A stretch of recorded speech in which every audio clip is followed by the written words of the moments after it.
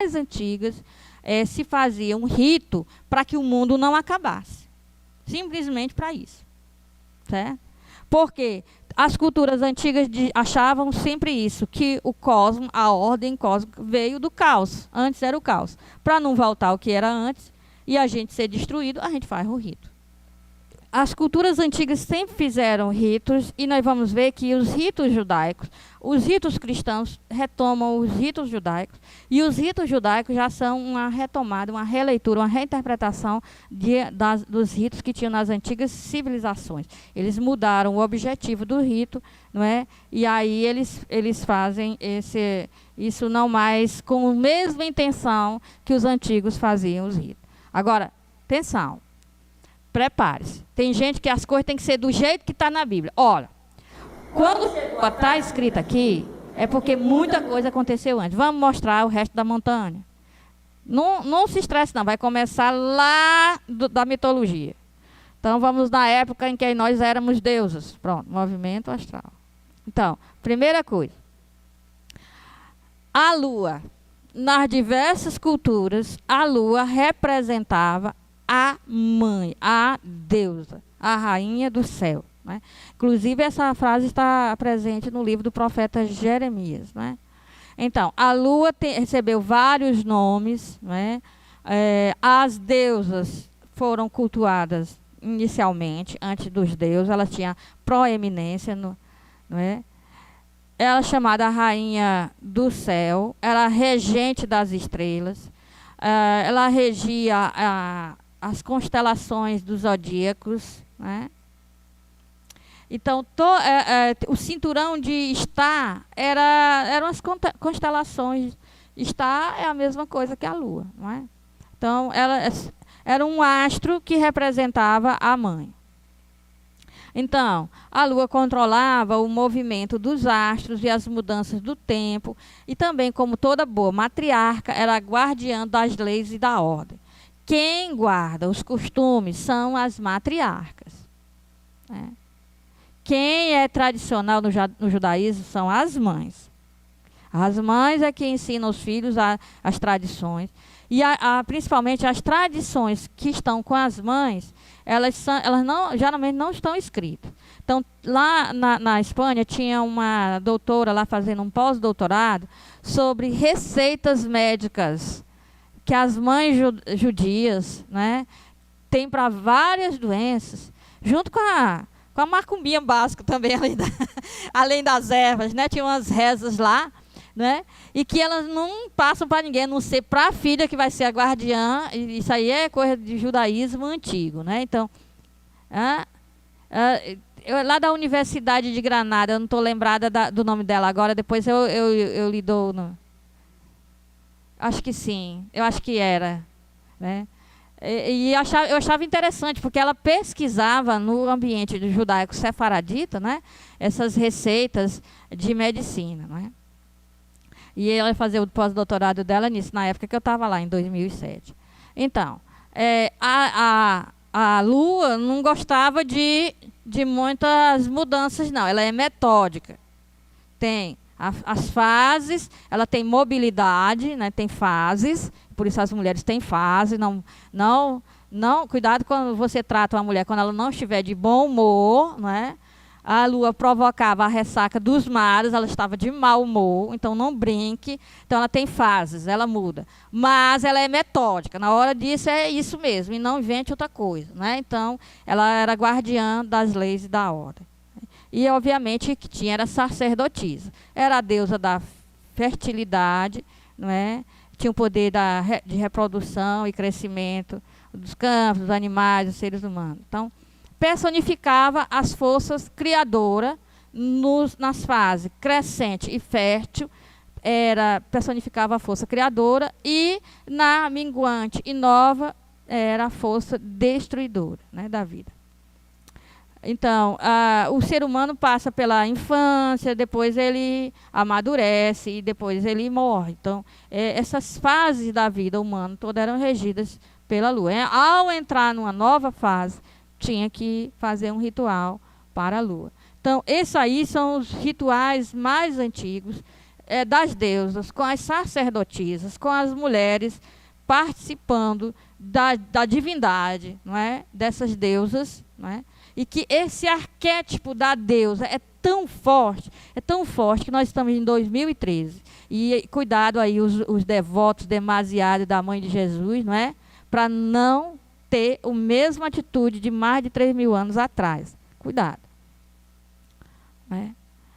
Certo? Então, já teve vários... Tem o documento Mariales Culto, que é para tentar regular a bagunça que se tornou uma devoção mariana. E que não chegou aos devotos, né? Que os devotos não leem, infelizmente. Certo? Porque ali rege, né? Mariales Culto. Bom, aí, não sei como, se descobriu, né, uma coisa que foi muito prejudicial para as mulheres. Que nós não somos deuses coisíssima nenhuma. Isso aí foi um grande trauma que nós ainda temos. Isso ficou tão marcado que as mães, elas agem em relação aos filhos como se fossem deusas. As mães querem que os filhos, elas sabem o que é melhor para o filho. O filho tem que ter a vida que elas querem, que tem que servir, a vida que ela já está predeterminado para fazer certas coisas, casar com certas pessoas, não é? Se ele muda isso é um... E tem mais, elas acham que eles sempre são crianças e que sem elas estão mortos. Não sobrevivem longe delas. Eu estou há 25 anos na comunidade, longe da minha mãe. Eu passo. A primeira semana de férias é para mostrar para ela que eu vivo sem ela.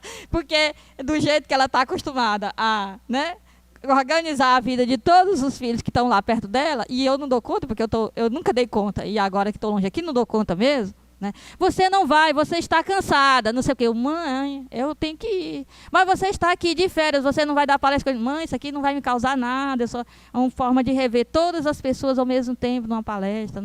Não é trabalho, não entendo isso como trabalho. Tá? Certo? Então é um conflito. Mães são deusas. Certo? Ainda hoje elas não esqueceram. Foi tão marcante que não esqueceram. Diga. Hã? Os meninos não chegaram, os meninos.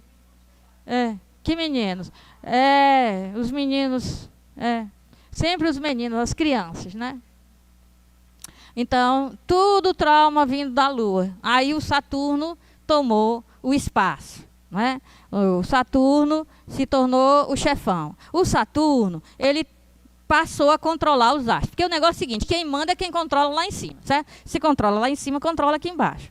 Então, o Saturno tem um carro e ele tem uma foice. Ele é responsável pela fertilidade e tudo mais. E ele recebe também vários nomes. Ele tem um carro, ele cruza o universo, ele cruza aí o céu, botando moral na coisa. Numa mão, ele tem uma foice, foice. Na outra, um feixe de trigo ou de algum cereal. E o carro dele é puxado por 2 monstros marinhos, umas cobronas, né? Um aqui e outro aqui. Né? A foice aqui, né? Aqui ele está sentado, aqui ele já está em pé, já está com raiva. Né? E o sábado, que anteriormente era em homenagem à Lua, separado, porque se você não para, a mulher fica com raiva. Então, trabalha. Você não para? Tome, né? Então, o que acontecia? A Lua exigia uma parada para louvá-la. Olha, presta atenção.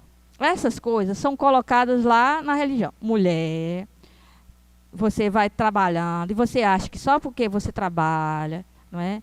Tá tudo bem com a família, ela está satisfeita. Não está. Quer atenção. Atenção. Aí o que acontece? Você não para nunca, você vai ver o que é bom para tosse. Então o que acontece? A Lua exige que na mudança das fases as pessoas parem e louvem e digam, olha como você é bonito. Tem que dizer isso. Certo? Então, quando Saturno foi ganhando espaço, o dia que era da Lua passou a ser Saturday, dia de Saturno. E Monday passou a ser a segunda-feira. Certo? Então, a Lua foi sendo tão levada para segundo e terceiro plano, tem o dia de Saturno, aí tem o dia do Sol e só depois vai ter o dia da Lua. Porque se você olhar nas culturas, os nomes dos dias da semana são nomes de deuses. Por que em português não é? Por influência judaica. Influência judaica, o que tinha? Sábado, Shabat, e dia 1, dia 2, dia 3, dia 4, dia 5, dia 6. Então, é dia de trabalho. Então, o que é que nós temos? Nós temos o sábado, e aí o primeiro dia do trabalho foi colocado como dia litúrgico para celebrar a ressurreição de Jesus, depois a gente vai sair. E o que é que nós temos? Segundo dia, terceiro dia, quarto dia, quinto dia, sexto dia. É segunda, terça, quarta, quinta e sexta. Com influência judaica, nós não homenageamos deuses com os nossos dias da semana. Nós simplesmente numeramos, não é? Certo? Mas, nas culturas que não tiveram forte influência judaica, os dias da semana são dias, ainda hoje, como dia da divindade, né? Dia de um astro, que era uma divindade importante para aquela cultura, não é? Então, tem lá no site do Instituto Bíblico Nova Jerusalém um negocinho lá, um bobinho que eu escrevi sobre os dias da semana. Quem quiser pode olhar. Agora, nós temos aí o calendário litúrgico. Para você entender o que vem aí, é preciso que você entenda isso aqui. Então, com licença, vamos mostrar. Né? Isso aqui eu agradeço a irmã Márcia que desenhou esse negócio para mim. Nós temos aqui o seguinte, está vendo isso aqui? Número 1, calendário civil ocidental. Está aqui. Janeiro, fevereiro, março, abril, maio, junho, julho, agosto, setembro, outubro, novembro, dezembro. É o nosso calendário civil ocidental. Número 2, calendário civil judaico. Então, aqui é o calendário civil judaico. Primeiro mês, Tishrei, Shesvan, Kislei, Tebet, e aí vai. Adar, Nissan e tal. Então, aí termina aqui em Elu. Esse é o 12º mês. Isso aqui é o calendário civil. Então, aqui nós temos o calendário civil nosso, ocidental, e o calendário civil judaico, da época que Jesus e início do cristianismo. Não agora, no Estado de Israel. O Estado de Israel usa o nosso calendário, né, que ficou convencionado para o mundo todo. Mas esse aqui era o calendário civil, o nome dos meses. Esse calendário civil judaico, ele é posterior ao exílio da Babilônia. No exílio da Babilônia, os meses eram meses em homenagem aos deuses babilônicos. Então, cada mês desse é o nome de um deus babilônico. Isso aqui era na época de Jesus, era esse calendário. Então, depois do exílio babilônico, esse ficou sendo o calendário civil judaico. Então, o número 3, nós temos o antigo calendário, que é o calendário agrícola judaico. Se você não entender o calendário agrícola judaico, você não entende as festas. Então, o que é que nós temos aqui? Veja, aqui é o hemisfério norte e aqui é o hemisfério sul. Então, se eu tenho, vamos dizer assim, primavera, então, colheita da cevada, chuva, cultivo e tratamento das vinhas, primeiras uvas, né? E aí vai, são sempre colheitas. Eu entrego isso aqui para vocês terão. Né? Tem esse calendário não colorido, mas tem nesse livrinho das Paulinas que eu mostrei para vocês. O Eterno Entra na História, tem esse calendário desenhado, né? Então aqui é o calendário agrícola. Não temos aqui o nome dos meses, mas mais para você ver que o que acontece nos meses. Colheita, cultivo de alguma coisa, ceifa. Então. Aí nós temos o calendário religioso judaico. Começa aqui. Primeira celebração, Páscoa, Peça. Depois, Shavuot, Pentecostes. Ó, é na primavera. Aí vai, aí tem o Rosh Hashanah, é o Ano Novo. O Ano Novo, tem gente que diz assim, eu não entendo como é que o judeu celebra o ano novo no 7º mês. O calendário civil não tem nada a ver com o calendário judaico, com o calendário religioso, calendário de festa. O calendário festivo, calendário litúrgico, não segue calendário civil. O tempo é outro. Não é determinado por coisas. O calendário civil pode mudar, ainda mais naquele tempo. Nomes de festas mudam, são móveis. Tem a ver com as estações. Tem a ver com... O que é que eu celebro na Páscoa? Tosquia dos carneiros e colheita dos grãos. E eu quero lá saber se ali está começando o ano civil para o Império Romano, ou para Babilônia, ou seja lá para onde. Religiosamente falando, tudo está morto no inverno e surge na primavera. Então começa a liturgia por aí. Aí começam a louvar a Deus por isso. Ora, estou vivendo num lugar em que tudo é tão difícil, quando brotam as vegetações, é hora de celebrar, de agradecer a Deus. Ali começa tudo. E na hora que tudo morre, que nada pode ser plantado, nem colhido, então eu termino já o calendário civil. Certo? Então, o calendário litúrgico, aliás, o calendário termina o calendário litúrgico. O calendário litúrgico não vai seguir esse calendário civil. Muda o calendário civil, não tem importância. Não é nisso que está baseado, está baseado nisso aqui. Inclusive, o calendário litúrgico cristão está baseado nisso aqui, na agricultura e pecuária, e não no calendário. De nada, nem de Israel, nem do Ocidente, nem do Oriente, de nada. Tá? Bom, e aí eu tenho calendário cristão ocidental. Esse Páscoa, Pentecoste, tempo comum, Advento, Natal, ok? Ainda é baseado na lua. Certo? Ainda é baseado na lua. Festa da Páscoa, baseado na lua. Para os judeus, para os cristãos. Certo? Ainda para ver como é um resquício antigo do culto lunar, que não foi aceito pelo monoteísmo de Israel como culto à lua, e foi transformado, né, a partir de... Tudo Israel é dependente de Mesopotâmia. Patriarcas, a questão do exílio, tudo. Né? Então, é baseado no ciclo lunar. A gente vai voltando isso aqui, e aí a gente vai comentando essas. De início, é só para vocês notarem que, veja aqui, Páscoa judaica. Próximo a isso, tem a celebração da Páscoa cristã. A Páscoa judaica, ela dura 7 dias. Né? Então, a Páscoa cristã é o trigo, né? Então, que é uma celebração só, né?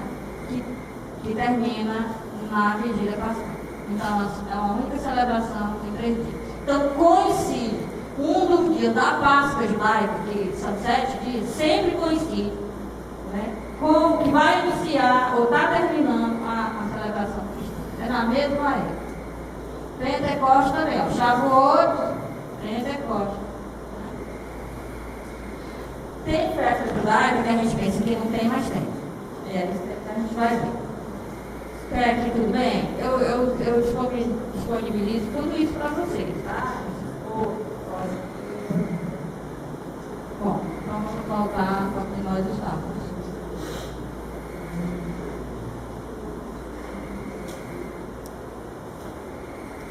Bom, para compreender as festas bíblicas, eu já deixo vocês... Deixa eu só olhar meu tempo aqui. Ainda temos alguns minutos antes do intervalo. Só para eu ter uma ideia aqui de onde é que eu estou.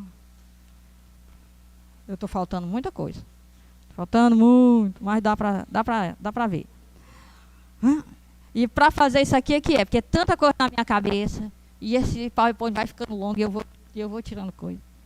Então, para compreender as festas bíblicas, tem que ver assim, o ser humano antigo, né, da antiguidade, é muito condicionado pelos ciclos da natureza e do tempo. Então, se vai chover ou não vai chover, não é só uma coisa que... Deixa eu tirar isso aqui. Não é só uma coisa secundária, é vital.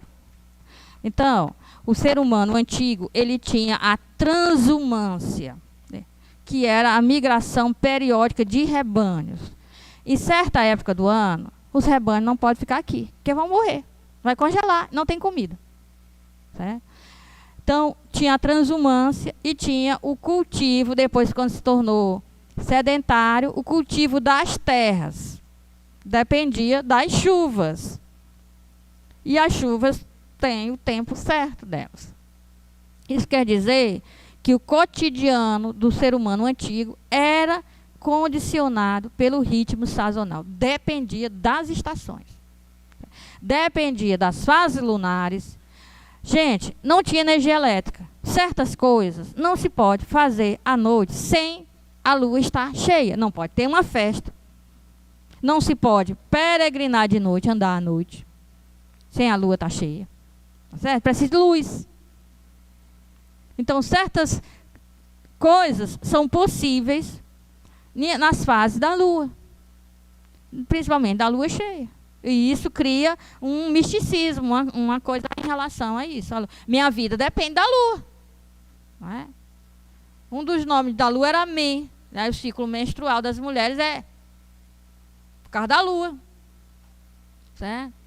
Então, a vida do dia a dia depende muito, o cotidiano, o todo dia das pessoas, plantar, colher, cuidar de rebanho, os meninos nascerem, todas essas coisas, eles entendem que isso depende dos astros.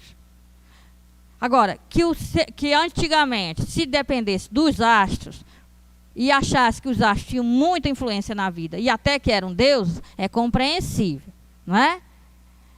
Porque as pessoas não davam passo, que agora não é época de lua cheia, então a gente... Eu sou do interior do Piauí, o que acontecia? Quando não tinha energia elétrica por lá. A gente só ia visitar, as pessoas estavam doentes, mas a minha mãe dizia, depois de amanhã que a gente pode ir, porque o dia inteiro se trabalhava na roça. Depois de amanhã a gente pode ir, porque é lua cheia, aí a gente vai. A vida das pessoas era marcada por esses acontecimentos, das estações e dos astros. Mas hoje em dia a pessoa achar que Plutão vai influenciar no meu humor, aí é outra coisa. Mas naquele tempo era uma coisa que era do dia a dia, então se ele influenciou, depende da lua para fazer uma festa, ela depende dela também para estar bem-humorada ou mal-humorada. É. Bom, nós temos aí o calendário litúrgico, é um memorial do passado, dá consistência ao presente e abertura para o futuro. Então, o calendário litúrgico, ele é um tempo que não segue o tempo atual. O que ele quer é manter a ordem cósmica, né? Manter tudo no seu devido lugar. A lua lá em cima, sem cair na nossa cabeça, nem o céu cair na nossa cabeça. Em grego, o céu, esse azul, se chama Urano. Urano é encontrado na Terra. Quando encontravam o Urano azulzinho, o que é? Caiu um pedaço do céu. Não é? Caiu um pedaço do céu. Então, o calendário litúrgico, geralmente, o calendário religioso, ele começa na primavera. Porque a primavera é o início do ciclo da vida. Antes da primavera, tudo está morto. Então, aí eles tinham o mito do eterno retorno. Geralmente, o início, a primeira festa, não é? Na antiguidade, a primeira festa, principalmente na Mesopotâmia, que era o início da primavera, era realizado pelo rei. O rei que era colocado, primeiro ele tinha que sair do palácio real, se despir das vestes reais, se vestir a roupa de um escravo, ser um homem comum. Depois, ele tinha que se fingir de morto, fazia um rito fúnebre para ele, choravam a morte dele, e depois ele se levantava, era dado um banho nele, vestiam as vestes reais, colocavam a coroa nele, e aí tudo estava garantido de que as coisas continuavam normalmente. Então, no início do ciclo da plantação, do surgimento da primavera, tinha esse retorno Retorno da natureza a partir do ritual do rei. Se o rei se negasse a fazer isso, porque ele tinha que se humilhar, né? Se o rei se negasse, ele era morto, colocava um rei no lugar e o rei fazia. Porque se o rei não faz, aí aquilo que veio antes, eles acreditavam que o caos ia acontecer, não é? Certo? Porque não é para ter um ser humano mandando nos outros. Por que tem um ser humano mandando nos outros? Ele tem que... Por quê? Todo mundo não é igual? Então, aí o rei tem que se despir, viver como igual, ao mais simples. Aí que os astros fazem isso. Os astros não fazem isso. A natureza não faz isso. Não fica tudo sem condição nenhum vegetal. Não fica despida. A natureza não fica despida. Não é? De sua glória. Por que o ser humano não pode? Não é? O rei tinha que fazer isso. Então, na Mesopotâmia fazia. Então, ele chamava do retorno. E na Mesopotâmia, se dizia que esse retorno também, e entrou um pouco para alguns grupos judaicos, era uma reencarnação em massa, que ele não tinha esse nome. Ele chamava de Gilgul. Gilgul, ao pé da letra, quer dizer círculo, roda, não é? Mas aí ele dizia assim, essa geração acabou as almas. Né? Foram criadas as almas, olha só, interessante. Foram criadas as almas todas, e aí elas vivem as gerações. Depois tem que voltar, porque não tem outras, tá entendendo? Então, se fosse assim no caso, todos nós aqui, né, iríamos estar num outro ciclo da natureza, um outro ciclo do universo, iríamos estar todos juntos de novo. Ora, se isso acontece, pode apostar, nós vamos estudar judaísmo. Vamos, né? Tá certo? Então, eles não tinham essa coisa da reencarnação individual. Tinha o Gilgul, era todo mundo voltando ao mesmo tempo. Do jeito que a natureza tem as estações, então, as gerações nunca se encontravam, elas sempre estavam, todos os afins do próprio de uma geração voltavam. Né?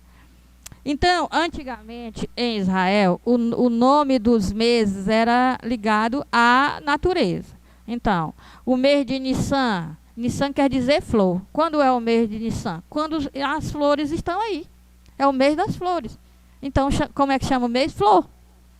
E quando surgiam as espigas? Abib. Abib quer dizer espigas. Tel Aviv. Que tanto faz, B ou V, é igual ao espanhol, viu, pai? Então, Tel Aviv, o monte, a colina das espigas. Né? Tel Aviv, uma cidade de Israel. Então, após o exílio da Babilônia, esses nomes, nós só ficamos aí com o mês de Nissan.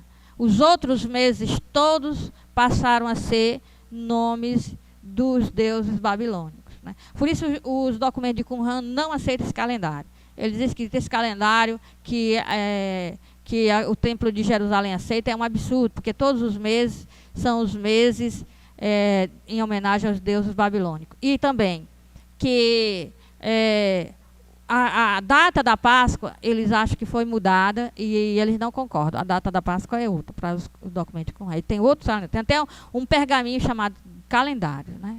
Calendário de liturgia. Então, obviamente, se o ciclo é lunar, não vai dar os 366 dias, não vai. Aí o que vai acontecer? De tempos em tempos vai ter um mês suplementar, né? Tem uns que dizem que é de 2 em 2 anos, tem uns que dizem que é de 3 em 3 anos. Aí tinha um mês chamado Adar Sheni. Sheni quer dizer o segundo. Então, o segundo mês de Adar. Tinha todos os meses, aí tinha um mês de Adar de novo, né? Para poder organizar a coisa, porque senão não ia dar certo no calendário. Um mês suplementar. A gente tem o ano bissexto, não é? Que é quando o mês de setembro adquire mais um dia, para poder dar certo, não é? Então, eles faziam isso como calendário, ela lunar e não solar, aí, o mês de fevereiro, né? O mês de fevereiro, aí a gente tem o ano bissexto, mês de fevereiro. Aumenta um dia, né, no mês de fevereiro, e aí para dar certo, né, os 366 dias. Senão, fica desorientado. Então, eles tinham o Adar Sheni, né, que estou lembrando de setembro, porque provavelmente nessa época. Vocês vão ver que os meses lunares, né, não correspondem eles têm outro estilo, eles têm 28 dias, então são 4 sábados, são 4 semanas, baseado na lua, não é? Então eles têm 28 dias, as fases lunares, 7, 7, 7, 7. Então, as pessoas dizem assim, por que o 7 é um número perfeito, carregado de misticismo, que a gente vai ver essas questões de número, é muito importante para a Cabala. Tem a ver, lá no passado tem a ver com a Lua. Né? É o ciclo lunar. Seus múltiplos são importantes. Né? Tem a ver com... Por que 12 é importante?